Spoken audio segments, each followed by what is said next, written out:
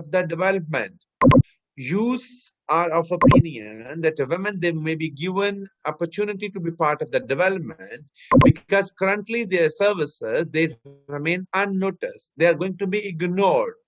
So rather than saying that a woman, they need to be made part of the development, you need to change your thinking and you have to appreciate their role. Women are already part of development because no development can be made without involvement of women. Problem lies with the recognition of their services.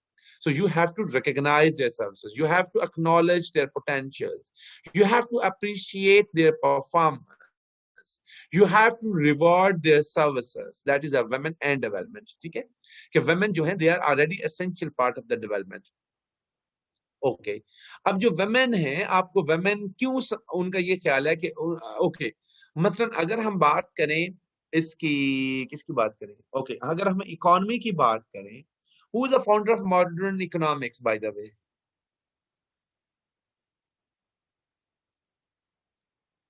Who is the father? Adam Smith. Excellent. Shabash. Okay. तो जब हम Adam Smith की बात करते हैं तो उसका जो इकोनॉमिक सफेयर की वो बात करता है तो वो कहता है कि आपकी economy consist of two parts, उसके दो पार्ट्स हैं, ठीक है। एक कौन सा आपका प्रोडक्टिव पार्ट है और दूसरा उसका हाउस होल्ड पार्ट है। अगर आपका जो प्रोडक्शन की अगर हम बात करें तो प्रोडक्शन मोस्टली डोमिनेटेड है बाय मेन और हाउस होल्ड टास्क किसके पास है, बाय वुमेन। अब एडम स्मिथ के नजदीक जब आप मॉडर्न इकोनॉमिक्स की बात करते हैं तो उसमें बोथ आर इक्वली इंपॉर्टेंट, कि जो आपका प्रोडक्शन है वो विदाउट मैनेजमेंट वो कुछ भी नहीं है। तो जो हाउस होल्ड मैनेजमेंट है that is with women.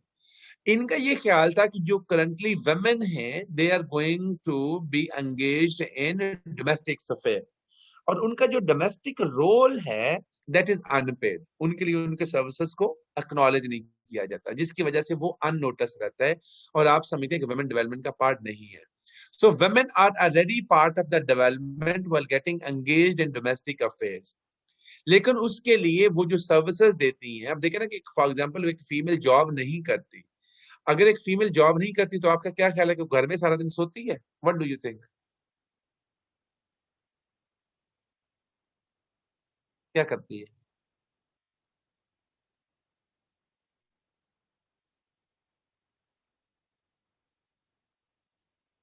Okay excellent, शाबाश, ठीक है।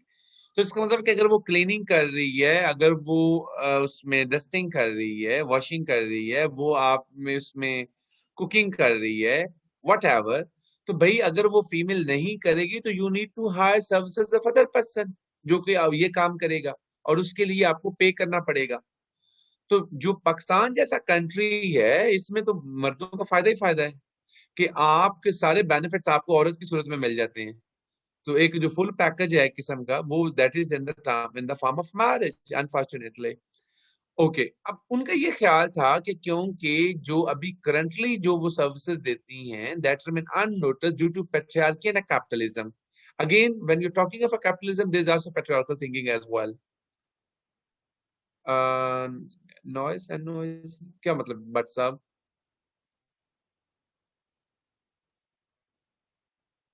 चलें शुक्र है आज बट साहब के टेबल नहीं है वरना इनका खाना तो उस वक्त आगे इन्होंने रखा हुआ था। तो आई होप सो कि भट्ट साहब ने रोजा रखा होगा। चलिए शुक्र है। ओके तो मैं आपको बता रहा था पेट्रियार्की, यस। ओके तो उनका ये ख्याल है कि ये जो पेट्रियार्की है ये भट्ट साहब अफ्तारी थे किसी होर ने भी बुलाते हो या खुद ही कर खा जाते हो सारा कुछ एनीहो। तो उनका ये ख्याल है कि ये प्रॉब्लम जो है that remains with the patriarchy that even women they are going to get engaged but still their services they are not going to be rewarded. तो आप इस चीज पेट्रियार्की को खत्म करें और उनका ये ख्याल है कि ये जो आप पेट्रियार्की की बात करते हैं या कैपिटलिज्म जो again that is a patriarchy. अब रीजन क्या है? उनका ये ख्याल है कि ये जो फीमेल जो हैं they are going to be ignored और जो वुमेन हैं वुमेन को जो एक डिसएडवांटेजेस पोजीशन है उनका ये ख्याल है कि ये जो एक हायरार्की है डिवीजन है वो उस डिवीजन में प्रॉब्लम है कि आपके जो इंटरनेशनल गवर्नेंस की अगर हम बात करें, there are many levels of governance, ठीक है। फॉर एग्जांपल आप फैमिली लेवल पे बात करते हैं, फिर आप लोकल लेवल पे बात करते हैं, प्रोविंशियल लेवल पे बात करते हैं, नेशनल लेवल पे बात करते हैं, इंटरनेशनल पे बात करते हैं। तो हमेशा चेंजेस दो तरह की होती है, एक top to bottom, bottom to top. उनका ये ख्याल है कि जो वुमेन की एक्सप्लॉयटेशन हो रही है ना कैपिटलिज्म, इसमें जो चेंज एसेंशियल है that is top to bottom approach, ठीक है। अब उनका ये ख्याल था कि जो इंटरनेशनल स्ट्रक्चर है, उस इंटरनेशनल स्ट्रक्चर में भी इनइक्वालिटी है। कि इंटरनेशनल स्ट्रक्चर में क्या मुराद है? इंटरनेशनल स्ट्रक्चर से मुराद आपके इंटरनेशनल इंस्टीट्यूशंस हैं, ठीक है, जो आपके पॉलिसी, आपके रिलेशंस, स्टेट्स के रिलेशंस को गवर्न करते हैं। अब इंटरनेशनल इंस्टीट्यूशंस की अगर हम मिसाल लें तो कौन सी होगी? IMF होगा, वर्ल्ड बैंक होगा, ठीक है, आपका WTO होगा। They are also male dominated, जिसकी वजह से उसके जो इफेक्ट्स हैं they can not be taken to bottom. और similarly when you are talking of your family, so still there is a inequality. Is it clear?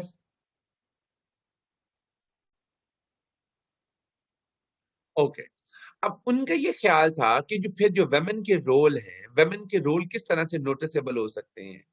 Women के role noticeable हो सकते हैं when a woman is going to prefer public role to private role. अब private sphere क्या है? Private sphere में उसका जो रोल्स हैं और उसके जो हाउस होल्ड टास्क हैं, they are private sphere. Public roles में कौन से हैं जो कि उसके ओवरऑल जिसमें उसको सर्विस रिवार्ड मिलता है? उनका ये ख्याल था कि जो वुमेन है, if they have a option, so women should prefer public roll over private affair. Okay. और उनका ये भी ख्याल था कि जो वुमेन है, they are the important economic actors in the societies. कि जो इकोनॉमिक एक्टर्स हैं, जो ऑलरेडी मैंने बता दिया एडम स्मिथ की थ्योरी, तो उनके बगैर उनका रोल कुछ भी नहीं है। तो क्यों वो अभी आप समझते हैं कि उसको शामिल किया जाए? क्योंकि सर्विसेज उनकी अननोटिस रहती है, राजा उनको पब्लिक रोल प्रेफर करने चाहिए। That's all about what. Is it all okay? Pakistan में, चले पाकिस्तान को पढ़ते हैं क्या है अभी ज्यादा। Okay next. अब आ जाते हैं गैड अप्रोच। जो गैड अप्रोच है, GAD approach basically that is a socialist feminism जो है वो उसको सपोर्ट कर रहे हैं। और जो गैड अप्रोच है, ये बेसिकली ये जो डेवलपमेंट अल्टरनेटिव्स थे ना, with the women for a new era, उसको डॉन एब्रिविएशन है उसका।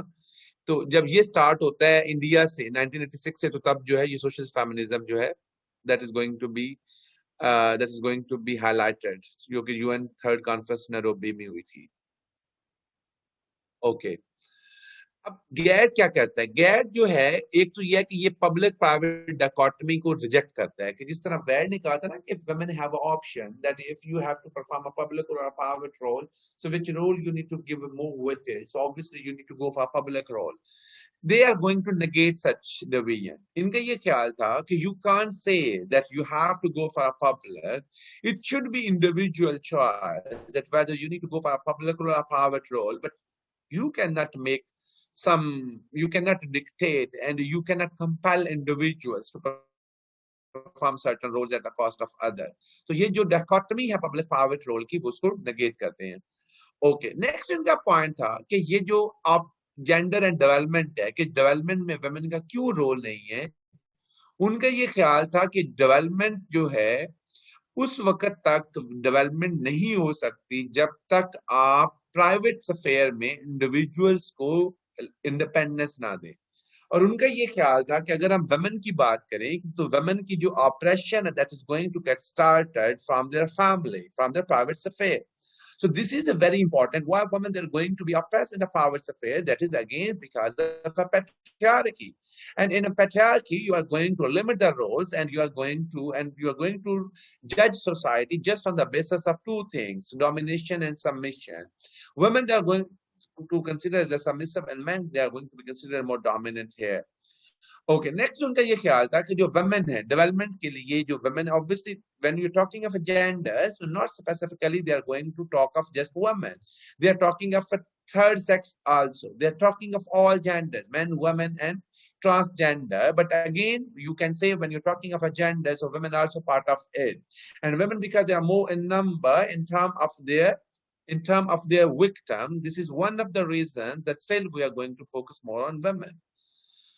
अच्छा, speed, okay okay okay, got it got it. बिडेड वेन में डिफरेंस क्लियर नहीं हुआ।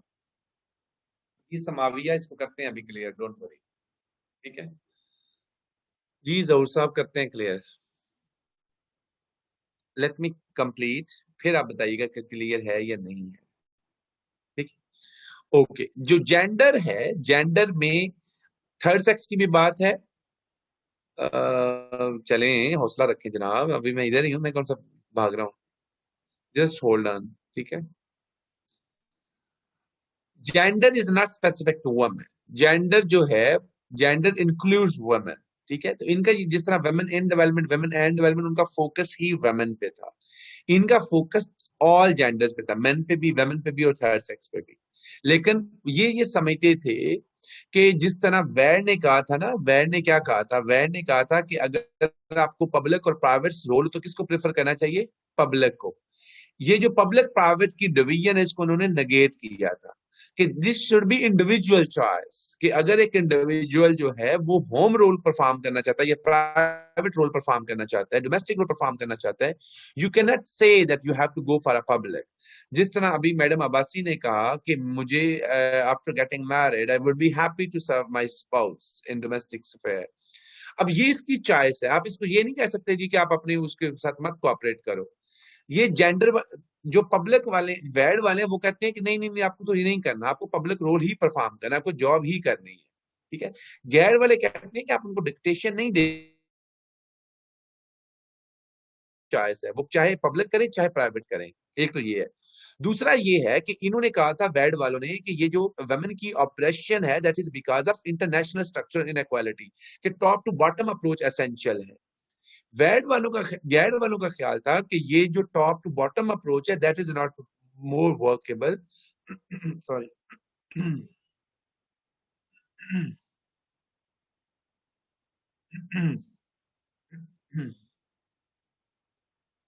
ओके, इनका ये ख्याल था कि bottom to top approach that would be more valid here, कि बजाय कि जब तक इंटरनेशनल लेवल पे इक्वालिटी नहीं आएगी, उसके इफेक्ट्स ट्रिकल डाउन नहीं होगी और बॉटम पे चेंज नहीं आएगी।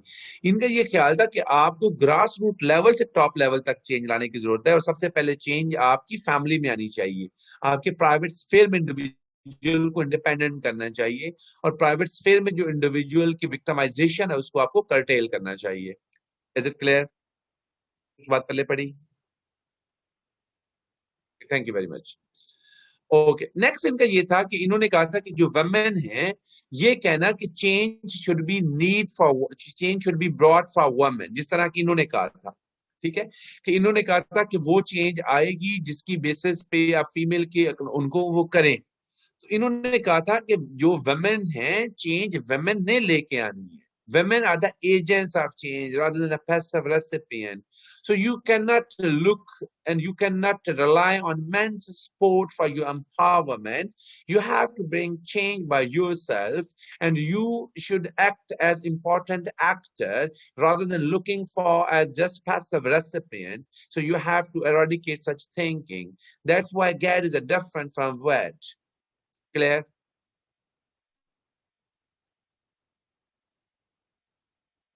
Okay, thank you very much. Next इनका ये ख्याल था कि political voice is also very important, कि जब तक आप पॉलिटिकल इनिशिएटिव्स नहीं लोगे, तब तक आपके बाकी इशू भी जो है वो रिजॉल्व नहीं होंगे। ठीक है, इसमें एक स्लोगन यूज होता है, let me recall that slogan, उसका नाम है,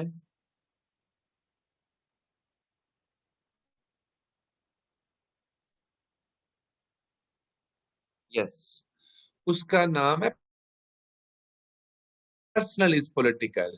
ठीक है, ये हम वैसे जब आपको वेव्स पढ़ाऊंगा ना, उसमें मैं आपको डिटेल में भी पढ़ाऊंगा, personal is political. Personal is political, personal is political का मतलब ये होता है कि nothing is a personal, nothing is a political. Whatever political decision you take, that is going to affect your personal issues, and what your personal issues you are going to face, that is because of the political decisions. For example, you can say marital rape. Marital rape is not your personal issue because politically you have not enacted a law. That's why you are going to face a particular issue. Similarly, you can say domestic violence. So no, because politically you didn't take such initiative due to which you are going to suffer domestic violence. So again, nothing is personal, nothing is political. So whenever you take any political decision that is going to improve your personal life, or that is going to you can say that is going to deteriorate your personal life. So basically, nothing is personal, nothing is a political. Similarly, when you're talking of a gender and development, they were of the view that if you want to change, if you want to improve, and if you want to raise your personal issues in your own personal capacity, and you want to take out of yourself from oppression, then you have to increase your political voice. Okay.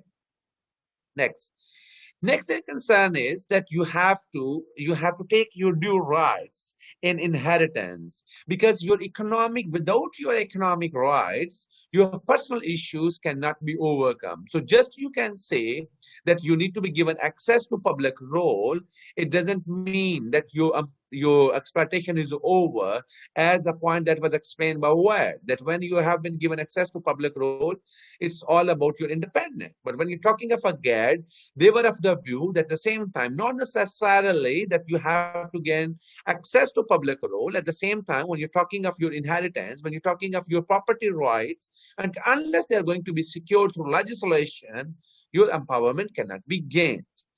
Last but not least, you have to redefine traditional roles. You have to bring change in individual thinking. You have to change the non-material culture. You have to change ideology of individual. You have to eradicate such clear-cut demarcation in role. This is for male, this is for female. So you have to redefine roles. Is it clear? That is all about GET. जी, उनकी confusion है हाले तक? ये सब clear है? Okay, thank you very much, I appreciate. Raheela, आपकी कहाँ सुई फंसी हुई है अभी तक? चलिए रहीला, मैं आपको अनम्यूट करता हूँ। रहीला,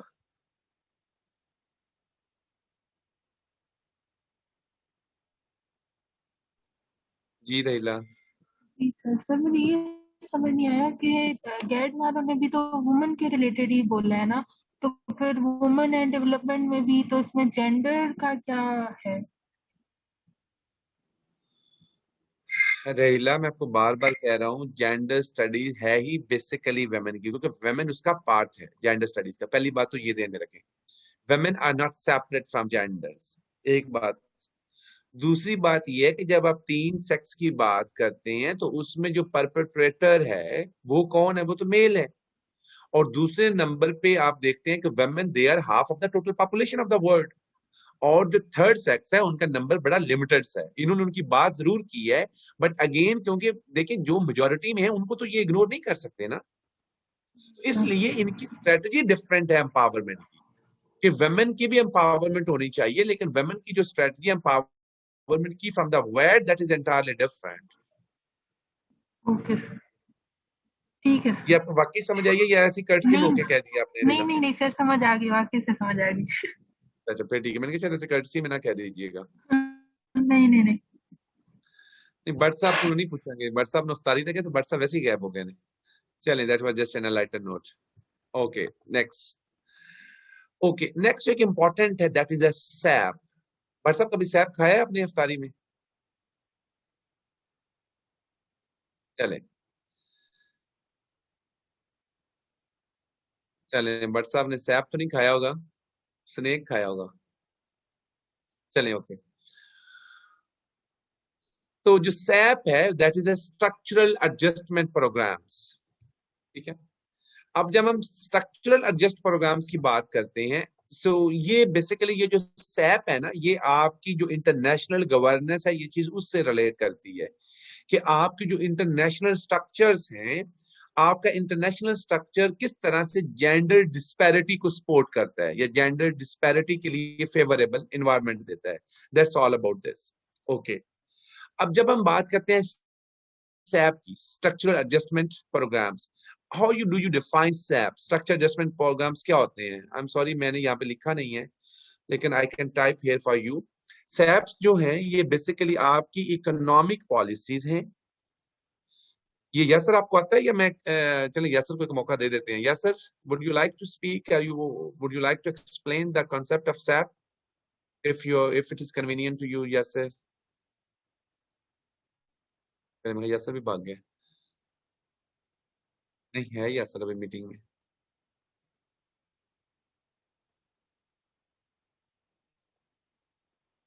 चलें, यसर अभी एक्सेप्ट नहीं कर रहा, एनीवे इट्स ओके। तो सैप्स जो हैं ये बेसिकली आपकी इकोनॉमिक पॉलिसीज होती हैं। अच्छा, आपने लिख दिया है, ओके। ये आपकी इकोनॉमिक पॉलिसीज हैं, और ये इकोनॉमिक पॉलिसीज जो हैं ये कौन देता है? ये इकोनॉमिक पॉलिसीज जो हैं by the world economic institutions हैं, ठीक है, for the developing countries and least developing countries, उनके लिए हैं। और इसमें उनको क्या होता क्या है, बेसिकली इसमें सर्टन फाइनेंशियल असिस्टेंस मिलती है। और ये जो फाइनेंशियल असिस्टेंस मिलती है ये कब मिलती है उनको? ये basically subject to fulfilment of certain conditions, ठीक है, subject to fulfillment of certain conditions. So basically, how many ingredients are there in this definition? Okay, these are the economic policies by the World Economic Institutions for the developing, least developing countries, whereby certain financial assistance is given subject to fulfill certain conditions. तो total कितनी conditions हुई इसकी? 5, ठीक है। ingredients आप बात करें इस definitions के तो 5 हुए। वर्ल्ड इकोनॉमिक इंस्टीट्यूशंस कौन से हैं? वो IMF है और वो वर्ल्ड बैंक है, ठीक है। Clear? Is it clear?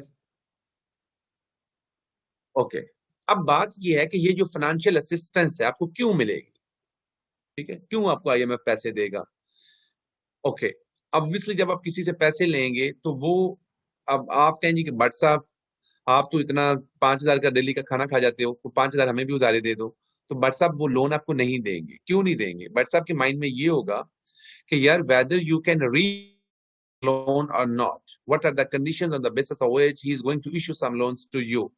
So without assessing your credibility and without knowing your target for which you are going to ask for money, BATSA will never allow you for loan. Similarly, okay, देखा ना, okay चलें, ठीक है BATSA। इसी तरह हम कहते हैं कि जो सैप है, सैप जब आपको पैसे देता है तो उसके कुछ टारगेट्स होते हैं। मसलन लिबरलाइज द इकोनॉमी, कि आप अपनी इकोनॉमी को लिबरलाइज करो, आप कंपटीशन को सपोर्ट करो, ठीक है, कार्टलाइजेशन को खत्म करो, मोनोपोली को खत्म करो, ठीक है, प्राइवेट सेक्टर को स्ट्रांग करो, ठीक है, आप जो है फिस्कल इम्बैलेंस को ओवरकम करो, पॉवर्टी को खत्म करो, आप अपनी एक्सपोर्ट्स को बढ़ाओ, ठीक है, एक्सपोर्ट्स को बढ़ाओगे तो पैसा वापस कर पाओगे ना, ठीक है। और आप ऐसी कंडीशंस लेके आओ, making country capable of returning loan, ठीक है, कि आप फॉर एग्जांपल से अपनी सब्सिडी खत्म करो, आप अपने एक्सपेंडिचर्स कम करो, फिर ही आप लोन वापस कर पाओगे ना। जब तक आप अपने एक्सपेंडिचर्स कम नहीं करेंगे, रेवेन्यू नहीं बढ़ाएंगे, आप लोन कैसे खत्म कर पाएंगे? Are you getting my point? तो ये कंडीशंस होती हैं जिसकी बेस पे आपको पैसे मिलते हैं, जो हम कह रहे थे subject to fulfilment certain conditions. Is it clear? Is all good? Okay, thank you very much. अच्छा, अब मुझे ये बताएं कि ये जो सैप है, अब सैप के रिलेशन को पाकिस्तान के साथ कैसे देखते हैं? इज इट गुड और बैड? ये थोड़ी सी हिस्ट्री है इसकी, ठीक है। 2009 में भी है, फिर 2019 में, ठीक है। ओके, ये तो नेक्स्ट क्या है? What is the next slide? Okay, छोड़ें, चलें। अब आप मुझे बताएं, अच्छा, who is going to contribute? whom should I unmute? Who is interested to speak here?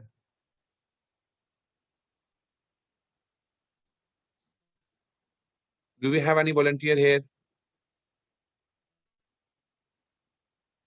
कि आप इसके इम्पैक्ट्स को किस तरह से देखते हैं, पॉजिटिव और नेगेटिव? पॉजिटिव है तो किस तरह से है, नेगेटिव है तो किस तरह से नेगेटिव है? You wanna speak and no, at least write no.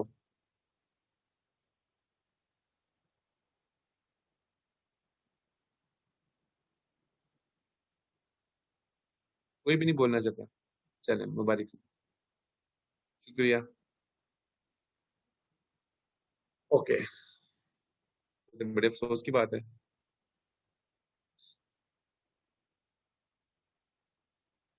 चलें, शरोज साहब बोलना चाहते हैं। शरोज साहब, very good, thank you very much यार। चलिए कोई बात नहीं, और ज्यादा से ज्यादा क्या हो जाएगा, गलत ही हो जाएगा ना। ये किसने कहा था? शाह शहरोज जी, शहरोज खलील साहब। अस्सलाम वालेकुम सर। वेलकम सलाम। सर जिस तरह हम सर आईएमएफ हमें कंडीशंस देती है, जिस तरह हमें कोई कंडीशंस पे हमें लोन देती है, तो सर हम वो कंडीशंस देखते हैं कि हम पूरी करते हैं कि नहीं। जिस तरह सर हमें कहते हैं टैक्सेस बढ़ा दे या सॉरी, मुझे एजुकेशन एक पे एक लगाए। एक मिनट, एक मिनट, एक मिनट पहले बताएं, ये पॉजिटिव है या नेगेटिव है? सर ये पॉजिटिव में भी आता है सर, नेगेटिव में उसके साथ सर आप एक्सलेंट। उसको one interact. One one by आप मेरे से ज्यादा स्पीड तो आपकी है। ओके, हम कहते हैं कि इसके जो है, जो इम्पैक्ट्स हैं, दे आर डुअल, पॉजिटिव और नेगेटिव। पहले पॉजिटिव बताएं। सर पॉजिटिव ये कि सर हमें जो लोन देते हैं सर, हमें देते हैं कि एजुकेशन पे हम लगाए, पोवर्टी पे लगाए सर। तो हमारे साथ इतना अपने खुद इतने नहीं है पैसे कि हम सर इन चीजों पे लगाए, तो हम सर आईएमएफ से या वर्ल्ड बैंक से लोन लेते हैं। हम उनको ये बताते हैं कि हम ये पैसे इन इन जगहों पे लगाएंगे, तो वो फिर हमें सर इन कंडीशंस पे लोन देते हैं। लेकिन सर नेगेटिव इसकी ये कि हम सर एक मिनट, लोन। एक मिनट हौसला करें। तो बेसिकली पॉजिटिव हम कहेंगे कि जो इसकी कंडीशंस हैं वो सारी पॉजिटिव है। कि आप पाकिस्तान में ने क्या किया कि अपनी जो इकोनॉमी है उसको लिबरलाइज किया, आपने टैरिफ कम किए। टैरिफ कम करेंगे तो आपका जो ट्रेड वॉल्यूम है दैट वुड बी इंक्रीज्ड। ठीक है। वो कहते हैं कंपटीशन कम करें, तो पाकिस्तान ने जो है वो कंपटीशन कमीशन बनाया, जो कि आपके कार्टलाइजेशन और मोनोपोली को खत्म करता है, इक्वल अपॉर्चुनिटीज देता है। जब आप जी फर्म्स को इक्वल अपॉर्चुनिटीज देते हैं तो ऑटोमेटिकली आपके लिए लेवल प्लेइंग अपॉर्चुनिटीज आएंगी, तो आपका कंपटीशन आएगा। कंपटीशन तो कॉस्ट ऑफ प्रोडक्शन कम होगी और आप इनोवेशन की तरफ जाएंगे। तो that is a good thing, Pakistan में वो भी हुआ। ठीक है। जी अच्छा सायरा, मेरी स्पीड तेज जा रही है। अच्छा चले, स्लो करता हूँ मैं। अच्छा सॉरी, अभी आपने ना वो इसको अपने आप को म्यूट नहीं करना है, शाहरुख। जी ठीक जी है। जी जी जी सर। ओके, फिर हम कहते हैं जी कि प्राइवेट सेक्टर स्ट्रांग हुआ, बिल्कुल ठीक। आपने ये आइए इसकी एग्जांपल ले लें, किसकी लें, पीटीसीएल की ले लें। कि पीटीसीएल को अपने प्राइवेटाइज किया तो पीटीसीएल बड़ी प्रॉफिटेबल ऑर्गेनाइजेशन हो गई। ठीक है। इसी तरह आप पीआईए या आप इसकी बात करें, steel mill, so they are going to be declared as a white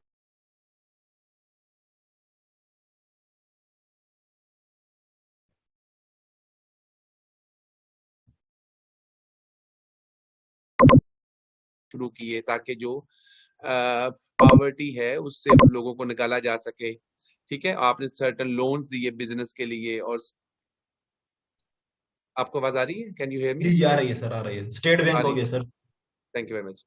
okay, उसके बाद आप कहते हैं आप अपनी एक्सपोर्ट्स को बढ़ाएं, तो जो गवर्नमेंट है, गवर्नमेंट क्या करती है? गवर्नमेंट इन्वेस्टमेंट पॉलिसीज लेके आती है, गवर्नमेंट ट्रेड पॉलिसीज लेके आती है। और जो मल्टीनेशनल कंपनीज हैं, गवर्नमेंट उनको सपोर्ट करती है कि आप इन्वेस्टमेंट करें ताकि कंट्री की प्रोडक्शन बढ़े। और प्रोडक्शन बढ़ेगी तो आपकी एक्सपोर्ट्स बढ़ेगी एंड सो ऑन। तो ये तो सारी चीजें होगी पॉजिटिव। ठीक है। अब आ जी जी जाती हैं कि जो सैप है उसके पाकिस्तान पे नेगेटिव इम्पैक्ट्स हैं। जी Shehroz, now it's your turn. जी सर। नेगेटिव ये है सर कि जिस तरह वो हमें लोन देते हैं इन चीजों के लिए कि हम इन वुमेन एम्पावरमेंट पे लगाए, एजुकेशन पे लगाए। हाँ, वो सर हमें आगे से बताते हैं कि टैक्स ज्यादा कलेक्ट कर, लेकिन हम सर टैक्स नहीं कलेक्ट पाते, नहीं कलेक्ट कर सकते इतना सर। और सर दूसरी बात ये सर, हम वो हमें जिस चीज के लिए फंडिंग देते हैं उसमें सर करप्शन होती है सर। अगर वो हमें वुमेन एम्पावरमेंट के लिए देते या एजुकेशन के लिए या फूड सिक्योरिटी के लिए देते, तो हम सर उसमें एक करप्शन हो जाती है सर। ये एक बड़ा सर नेगेटिव इम्पैक्ट है उसका सर। तो हम इसका सर प्रॉपर आईएमएफ का क्या यूटिलाइज। लेना देना? अगर करप्शन है तो corruption is your internal issue, इसका आईएमएफ के साथ लिंक तो कोई नहीं है। हम तो आईएमएफ की बात कर रहे हैं ना कि आईएमएफ के साथ जो कंडीशन है वो गलत है। अगर वो गलत है तो हम उस पर बात करें ना। हम अपने इंटरनल इश्यूज को तो आईएमएफ के साथ लिंक नहीं कर सकते। स्टेट बैंक का सर जिस तरह हमने किया सर, स्टेट बैंक की जो कंडीशंस थी सर वो हमारे पे नेगेटिव इम्पैक्ट करते हैं सर। हमने बहुत ज्यादा उसको सर ऑटोनोमस कर दिया सर, इतना नहीं करना चाहिए था सर। तो ये एक है सर कंडीशन जो स्टेट बैंक आईएमएफ ने हमारे पे रखी है सर। नहीं, मेरा इसके एक ख्याल है कि आप नेगेटिव। इसको नहीं, आप मेरा ख्याल है इसको सही एक्सप्लेन नहीं कर पा रहे। So let me explain, don't worry. Any thank you very much Sheroz, I thank you sir. Appreciate your thank you. Contribution. Okay. अगर हम इसको, पहली बात तो ये है कि मैंने अभी कोई नहीं कहा कि वो पॉजिटिव है या नेगेटिव है। शाह साहब, स्टेट बैंक वाली बात मैंने अभी नहीं कहा। ठीक है। ओके। मेरा ख्याल पहले मुझे कंप्लीट करने दें, उसके बाद हम इसको देखते हैं।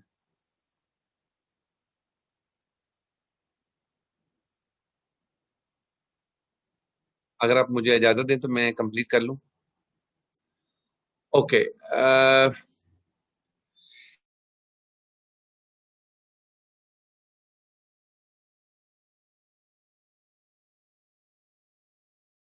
ये कहते हैं कि आप कंट्री कैपेबल तब होता है जब उसके पास रिसोर्सेज होंगे, तो वो पैसे देगा ना।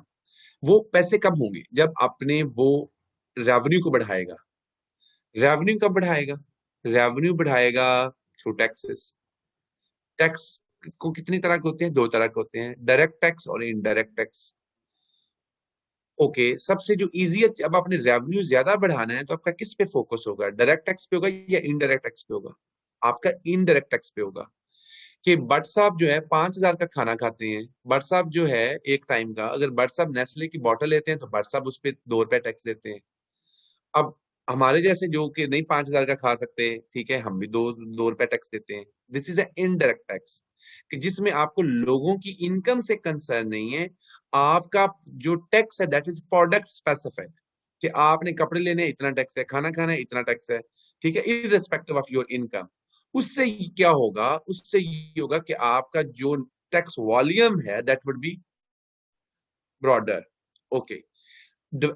जब इनडायरेक्ट टैक्स ज्यादा होगा, डायरेक्ट टैक्स कम होगा, तो इनडायरेक्ट टैक्स लगने से यार ये क्या लिखा है आपने? बट साहब, कोई ऑर्गेनाइजेशन लोन तभी देगी लीव होगा कि कंट्री।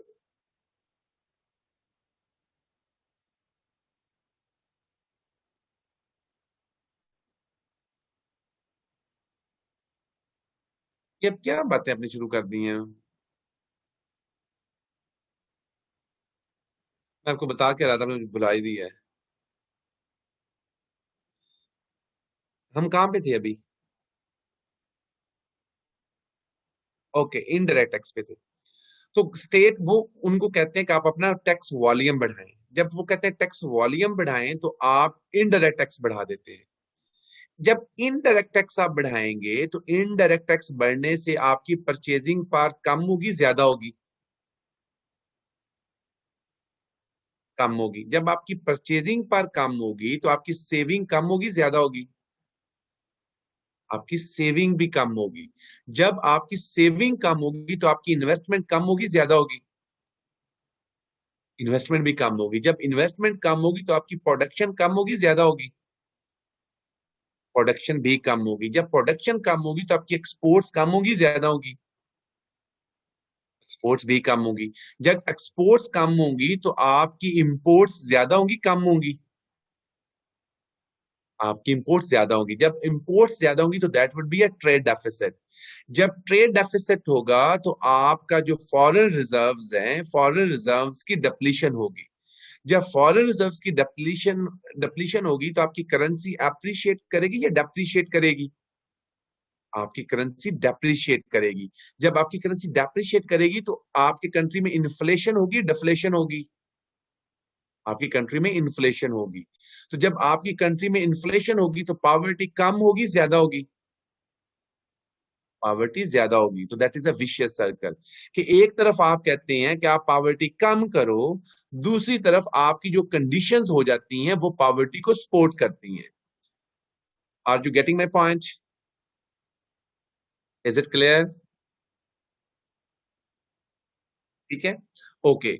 दुनिया में जो टैक्स है, दुनिया में 60% डायरेक्ट टैक्स है, ठीक है, और 40% जो होता है वो आपका इनडायरेक्ट टैक्स है। अगर आप पाकिस्तान की बात करें तो पाकिस्तान में करंटली जो है वो 65% जो है that is a indirect tax, और आपका जो 35% है that is a direct tax.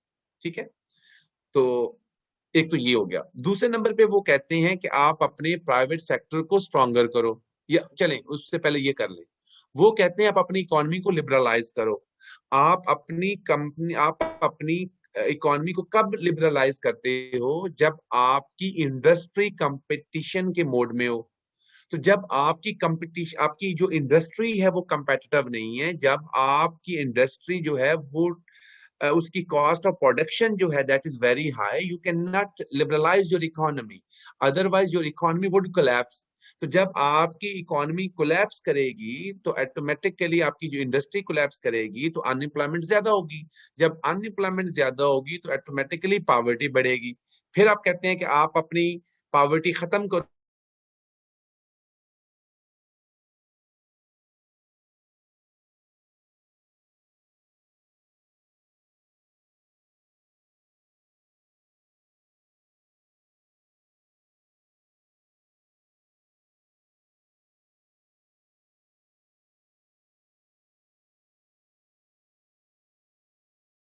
Can say market is very saturated when individuals हैं। आपको आवाज नहीं आ रही? कैन यू हेयर मी?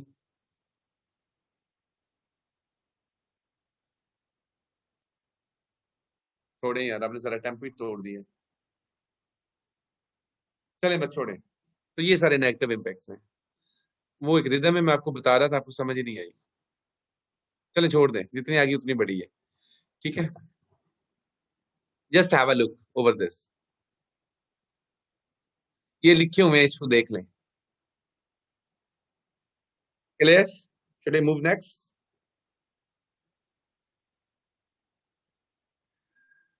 जिशान साहब, डायरेक्ट टैक्स वो होता है जो इनकम पे लगता है, इनडायरेक्ट टैक्स वो लगता है जो प्रोडक्ट पे लगता है। ठीक है, ये मोटा सा डिफरेंस है डायरेक्ट और इनडायरेक्ट का। Okay next. अच्छा, नेक्स्ट जो इंपॉर्टेंट टॉपिक है दैट इज ग्लोबलाइजेशन। कि जो ग्लोबलाइजेशन है, ग्लोबलाइजेशन के जेंडर पे क्या इम्पैक्ट है। ठीक है, कि जो ग्लोबलाइजेशन है वो जेंडर को इक्वल अपॉर्चुनिटीज देती है, या ग्लोबलाइजेशन जो है वो जेंडर में इन जो इंडिविजुअल्स उसमें इनइक्वालिटी को सपोर्ट करती है। अच्छा अच्छा चुप, ये पढ़ लें 2 मिनट के लिए। Okay excellent Raheela. चलिए पहले मैं रहीला को करूं अनम्यूट। रहीला, आप इसको थोड़ा सा एक्सप्लेन करें कि किस तरह से ये दोनों करती है। शाबाश रहीला। यार तुम सुन भी नहीं सकते, मेरी दूसरी क्लास है, मैं भी तो बोल रहा हूँ मुसलसल। जी रहीला। जी सर। सर ग्लोबलाइजेशन इस तरह से इफेक्ट करती है कि सर एक तो कंपटीशन बहुत ज्यादा बढ़ जाता है ऑलरेडी वुमेन्स को, क्योंकि वो लोकल बिजनेसेस पे काम करती हैं, तो जितने ज्यादा कल्चर्स इन्वॉल्व होते रहते हैं उस तरह से वुमेन के लोकल बिजनेसेस को एम्पावरमेंट नहीं मिलती है ग्लोबलाइजेशन की वजह से। इस तरह से उन्हें इफेक्ट पड़ता है। और सर ये पॉजिटिव इस वजह से होती है कि कैपिट वो उन लोगों को मार्केट ब्रॉडर मिल जाती है।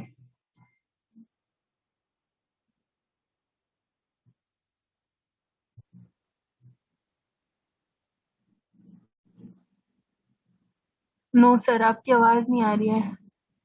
अच्छा सॉरी, मेरा ख्याल है मेरे नेट में। दोबारा बताइएगा, ये फीमेल के लिए कैसे सपोर्टिव नहीं है रहीला?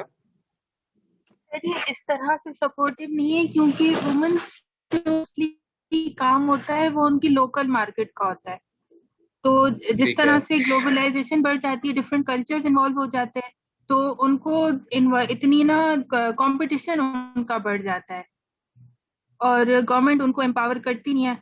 तो जितना ज्यादा, जिस तरह से चाइना ज्यादा ऑफर करता है प्रोडक्ट्स को चीप प्राइस में, तो जो ये लोग हार्ड जैसे हैंड वूवन काम होता है, जो है वो मशीनरीज के थ्रू बना के दे देते हैं लेकिन वो चीप होता है। ये लोग ज्यादा हार्ड वर्किंग काम करते हैं लेकिन इनका एक्सपेंसिव होता है। ग्लोबलाइजेशन में सबसे बड़ा वुमेन को ये नुकसान होता है, तो लोग प्रेफर करते हैं कि चीप प्रोडक्ट खरीदना। और जो है, लेकिन इसका ये फायदा भी होता है कि ये लोग सिर्फ अपने कंट्री में अपनी जो प्रोडक्ट है उसको सिर्फ नहीं बेचते हैं, वो पूरे वर्ल्ड में उसको बेच सकते हैं। अच्छा, वैसे रहीला ग्लोबलाइजेशन होती क्या है? ग्लोबलाइजेशन होती है डिफरेंट कंट्रीज जो है मिलके इन्वॉल्व करते हैं, कल्चर शेयर करता है। अच्छा, हमें नहीं पता था। बड़ी अपनी मोटी बात बताई हमें। चलें, thank you very much Raheela, I appreciate for your contribution. Okay, अगर हम ग्लोबलाइजेशन की बात करें तो globalisation means transfer of technology, liberalisation, trade flows, trade as a globalising force, capital flows, factors of mobility, cultural diffusion, the media as a globalizing force, internet and world wide web. So that is a driving forces of globalization. ठीक है, कि जब आपको access हो जाती है और आप जो है वो बॉर्डरलेस सोसाइटी की बात करते हैं। देखिए ना कि आप कहीं पे भी हो, for example even in if you are in United States but still you can interact with each other. जो लिबरलाइजेशन के जो अमेरिका का प्रोडक्ट है वो आपके पास यहाँ पे मौजूद है, आप उसको कंज्यूम कर सकते हैं। ट्रेड फ्लोज तो obviously you know very well, उसी में ही वो आ जाएगा। फिर उसके बाद trade as a capital globalising force, ठीक है, कि जिसके जरिए आपकी जो relation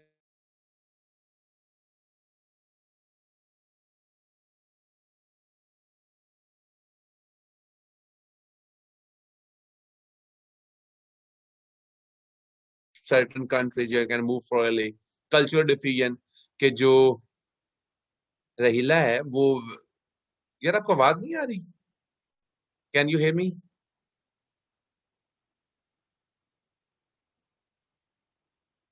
can you hear me? अब आ रही है? Okay okay, thank you very much. चले, ओके, अब क्लियर है? Should I continue?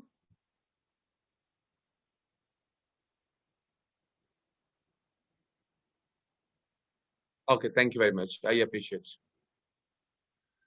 Basically globalization में ये होता है कि ये सारे उसके ड्राइविंग फोर्सेस हैं, जिसकी बेस पे हम कहते हैं कि ये फोर्सेस हेल्प करती हैं इंडिविजुअल्स को एक दूसरे के साथ कनेक्ट करने में, एक बॉर्डरलेस सोसाइटी को बिल्ड करने में। ओके, अब मुझे ये बताएं कि अगर हम इसको जेंडर इश्यूज को देखें अक्रॉस द ग्लोब, ठीक है, पेपर में जो क्वेश्चन आए हुए हैं, लेट्स हैव अ लुक कि पेपर में किस तरह के क्वेश्चंस आए हुए हैं। पेपर में क्वेश्चन आए हुए हैं, powerful forces of globalization have highlighted various gender issues throughout the globe. This is, for example, a developing nation. एक ये है, globalization has a huge impact on the lives of nations, including Pakistan. What are the impacts of global political economy?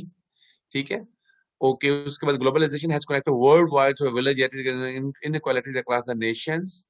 ठीक है, ये questions आए हुए हैं। Okay, तो जब हम इसको जेंडर इश्यूज की बात करते हैं, तो जेंडर इश्यूज को ये भी रहीला एक्सप्लेन कर रही थी, तो जेंडर पे पॉजिटिव भी इंपैक्ट आए हैं। पॉजिटिव इंपैक्ट जेंडर पे क्या आए हैं? Can you explain? अगर हम जेंडर पे पॉजिटिव चीजों की तरफ देखें, सैयद जिशान, ओके सैयद साहब पॉजिटिव बताने अभी आपने, जिशान साहब। पॉजिटिव इस तरह से आए हैं कि ग्लोबलाइजेशन की वजह से इकोनॉमीज जो है वो बूस्ट होती हैं। सर जैसे नॉर्थ कोरिया का देखें, वो किसी के साथ भी उसने ग्लोबलाइजेशन किसी के साथ भी नहीं की हुई, जिसकी वजह से उसकी इकोनॉमी कंपैरेटिवली ब्राजील से बहुत थोड़ी है, उसका जीडीपी ब्राजील से बहुत थोड़ा है।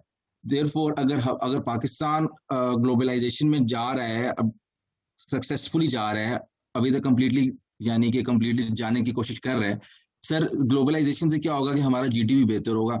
जीडीपी बेहतर होने से हमारे जेंडर की डिस्पैरिटी कम हो जाएगी। जब जेंडर की डिस्पैरिटी कम हो जाएगी, सब लोगों को इक्वल रोल्स मिलेंगे। सब लोगों को इक्वल रोल्स मिलेंगे तो औरतें जो हैं वो अपनी अपनी पसंद के काम कर सकेंगी, जैसे कि पब्लिक सेक्टर में जा सकेंगी। अगर कोई औरतें प्राइवेटली काम करना चाह रही हैं तो वो प्राइवेटली भी काम कर सकेंगी। इस तरह से ग्लोबलाइजेशन का पॉजिटिव रोल है जेंडर पर। एक्सीलेंट, शाबाश। ये आपने जो आपने सारा कुछ बताया है ना, वो आपने जस्ट एक चीज बताई है कि उससे इकोनॉमिक अपॉर्चुनिटी ज्यादा क्लियर होंगी। यार आपको आवाज क्यों नहीं आ रही मुबशिर साहब? इनको तो आ रही है, सैयद जिशान साहब को। ये वॉइस का किसी और को भी इशू हो रहा है? अच्छा, चलिए आप अच्छा चलें, ठीक है, ओके, थैंक यू। जी जिशान साहब, तो ये जिस तरह जिशान ने अभी फरमाया कि वो बेसिकली उससे आपकी इकोनॉमिक अपॉर्चुनिटीज आ जाएंगी और वुमेन के लिए जो डिफरेंट एवेन्यूज हैं, they would be open for their economic empowerment in terms of jobs, और जिस तरह रैला ने बताया कि इन टर्म ऑफ बिजनेस, ठीक है, तो that is a one aspect कि उस तरह उनकी इकोनॉमिक एम्पावरमेंट होगी। दूसरा जो पॉइंट है वो Shahroz has elaborated very well कि ग्लोबलाइजेशन की वजह से अब आपको आपके राइट्स की अवेयरनेस है, ठीक है। अब अवेयरनेस किस तरह से है कि मसलन आप कहते हो कि this is a crime, domestic violence should be declared as a crime, marital rape should be declared as a crime, ठीक है। इसी तरह आप कहते हो कि ये जो साथ आप कहते हो कि ये जो वनी है, वट्टा सट्टा है, that is also you can से अ सॉर्ट ऑफ क्राइम, ठीक है। तो कम से कम जो ऑनर किलिंग है, that is first consider as a crime. तो आपको अपने राइट्स का पता चलता है, ठीक है, आप अपनी लीगल जो प्रोटेक्शन है उसका आपको पता चलता है कि what are the issues in the world. तो आप इस कॉन्टेक्स्ट में भी इसको लेके जा सकते हैं, ठीक है। मसलन domestic violence, honour killing, rape, वनी, marital rape, lack of wages parity, sexual harassment, economic violence, psychological violence, political violence, इनके बारे में अवेयरनेस आई है। That is a positive impact on gender. Is it clear?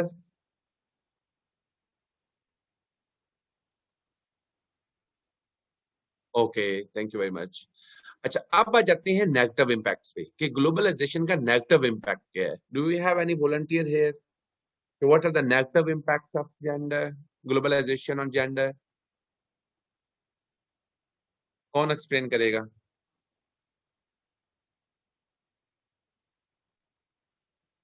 कोई भी नहीं करेगा?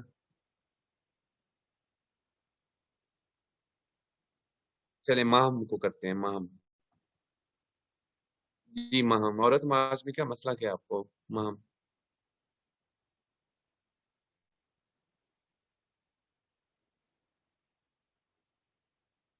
जी Maham, can you explain? No? Okay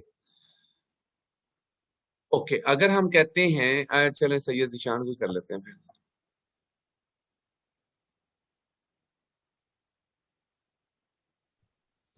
ये वैसे सर सॉरी टू से मैं उसको जो है ना औरत मार्च को नेगेटिव नहीं लेता।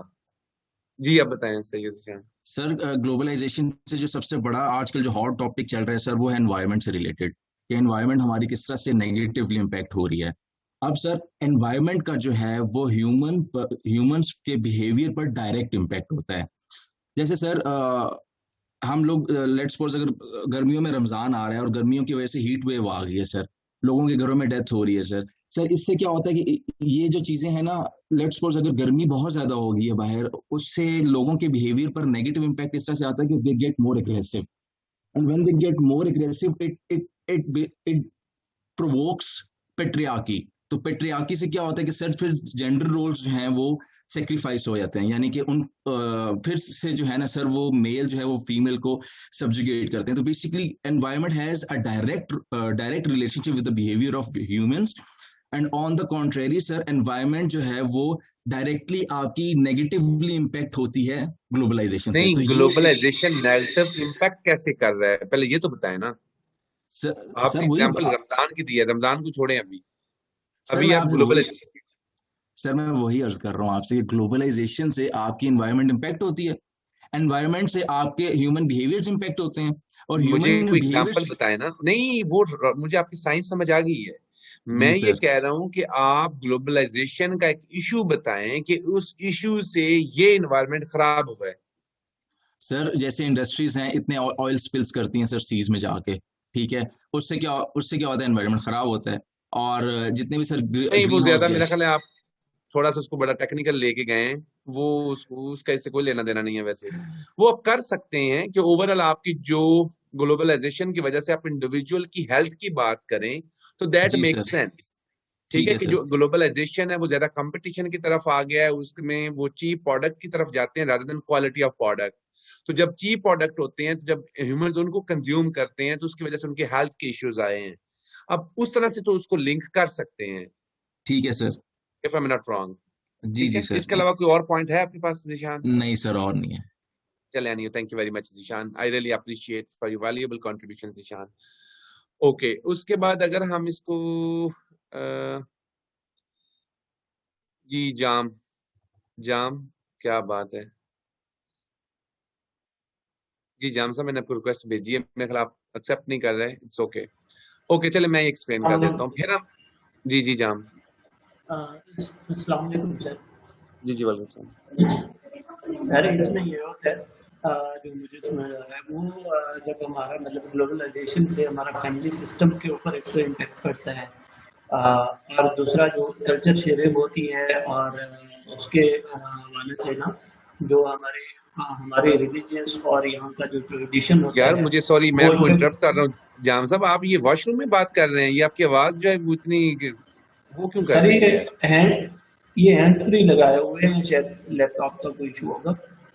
अच्छा अच्छा अच्छा अच्छा। तो तो क्या कहते नहीं, हैं जरा इसको एक्सप्लेन करें। यार मेरा ख्याल है कि जाम आपके जो है ना वो वॉइस ज्यादा कंफर्टेबल नहीं है। तो it's okay, thank you very much brother. Okay. ठीक है, उसमें वो सही हमें से समझ नहीं आ रही। ओके, तो ग्लोबलाइजेशन का जो एक पॉइंट है जाम साहब का वो वेरी वैलिड, कि जाम साहब ने जो कहा कि फैमिली सिस्टम पे उसका जो इम्पैक्ट आता है, आई अप्रिशिएट हिम। रीजन क्या है कि ग्लोबलाइजेशन में जो एक तो ग्लोबलाइजेशन का नेगेटिव इम्पैक्ट जो डेवलपिंग कंट्री पे आता है वो ये आता है कि आपके लिए जब जॉब अपॉर्चुनिटीज आती हैं तो आपके लिए लो पेड जॉब्स आती हैं, आप हाई पेड जॉब्स आपके लिए ऑफर नहीं होती।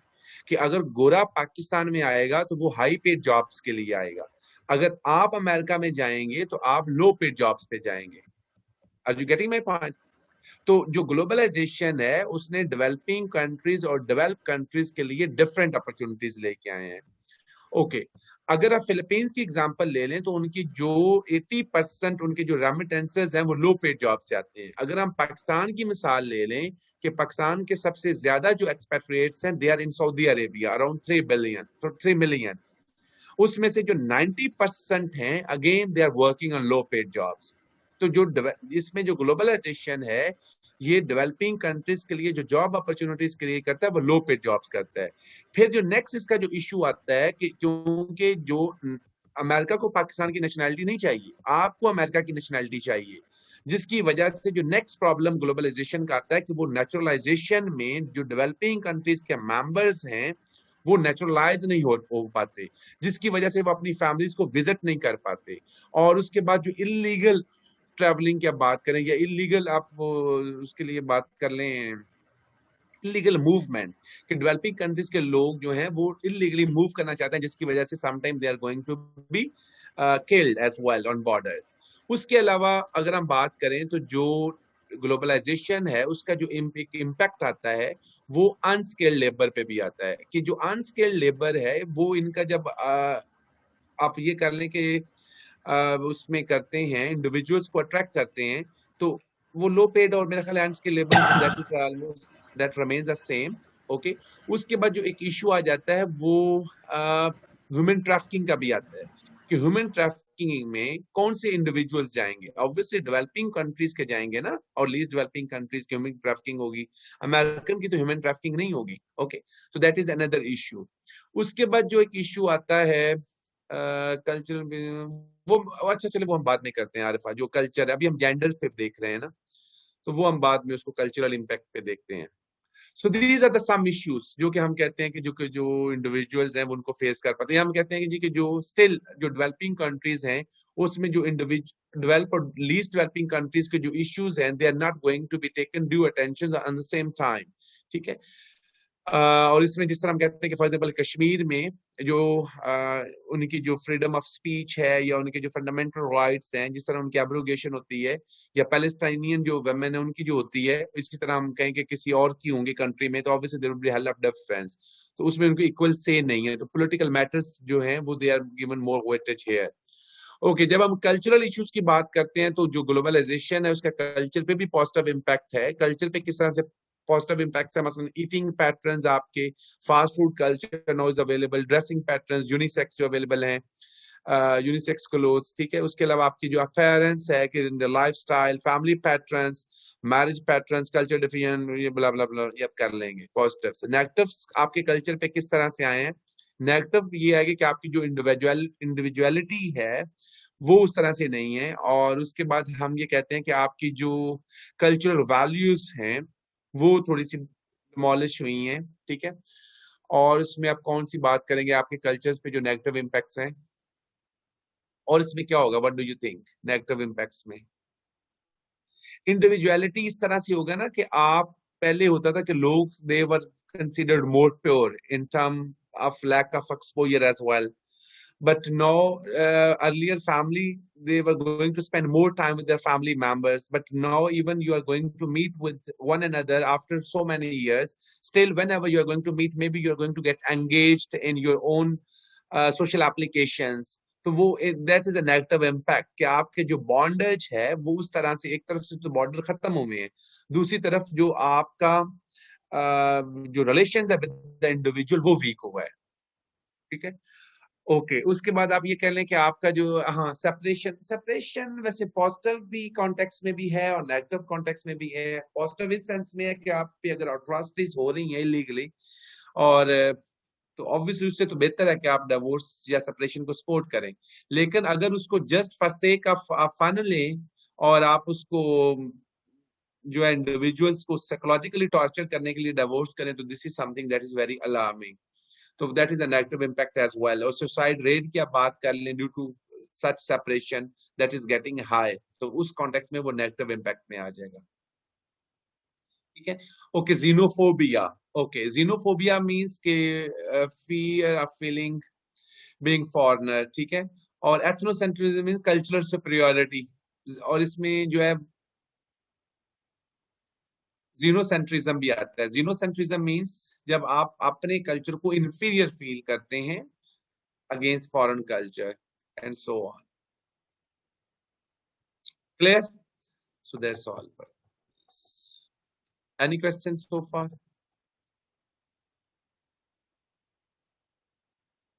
Is everything fine? Chale, now we are going to start from chapter number. Let me share with you chapter number 3 or 4. Just hold on.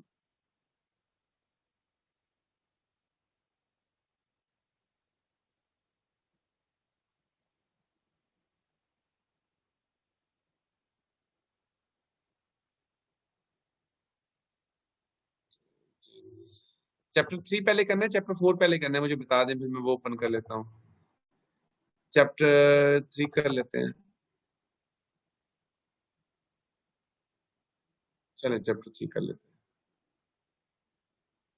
Okay, सो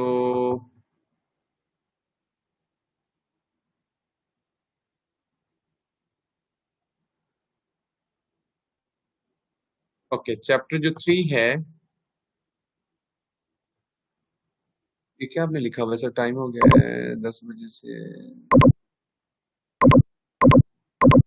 अच्छा, अल्लाह हाफिज कहते हैं, कोई बात नहीं, अभी थोड़ा सा पढ़ते हैं। आज मैं 10 मिनट आपके ऊपर ही लूंगा, टेंशन ना लें आप। मुझे फोकस ऑन वुमेन स्टडीज। यार ये आपका कुछ लोगों को अभी भी कंफ्यूजन है कि हम वुमेन स्टडीज पे क्यों फोकस करते हैं। उसकी रीजन ये है कि वुमेन पे वायलेंस ज्यादा होता है। आप देखें ना, ओवरऑल पॉपुलेशन की बात करें तो men and women they are almost, you can say, half in number. तो क्योंकि वुमेन का नंबर ज्यादा है, उनके अगेंस्ट केसेस ज्यादा रजिस्टर होते हैं, जिसकी बेसिस पे वुमेन को ज्यादा फोकस करते हैं। ठीक है, चले कोई बात नहीं। आज आप 5 मिनट ले लीजिएगा क्लास उसकी, यूएस हिस्ट्री की। ठीक, ओके। जब हम चैप्टर 3 की बात करते हैं तो जो चैप्टर 3 है that relates with the feminism theories. ठीक है, फेमिनिज्म थ्योरीज एंड फैक्टर्स। और अगर हम इसके सिलेबस की बात करें तो आपका जो सिलेबस है उसमें से कुछ लड़कियों ने इफ्तारी बनानी है। ये देखें, भट्ट साहब ने एक ही काम में खानदा, बस और कोई काम नहीं। चले भट्ट साहब, अच्छी बात है। भट्ट साहब को रेसलिंग भी कर दे कि कोई नहीं। चले ओके जी, भट्ट साहब ने कह दिया तो मेरा ख्याल, चले हम इसको नेक्स्ट क्लास में कंटिन्यू करेंगे। ठीक है, हम भट्ट साहब का जो भट्ट साहब की सजेशन जो है ना उसको वेट ही देते हैं। चले, थैंक यू। अगर आपको कोई जनरल क्वेश्चन है तो ठीक है। Do you have any general question? I should wind up the meeting. Any question?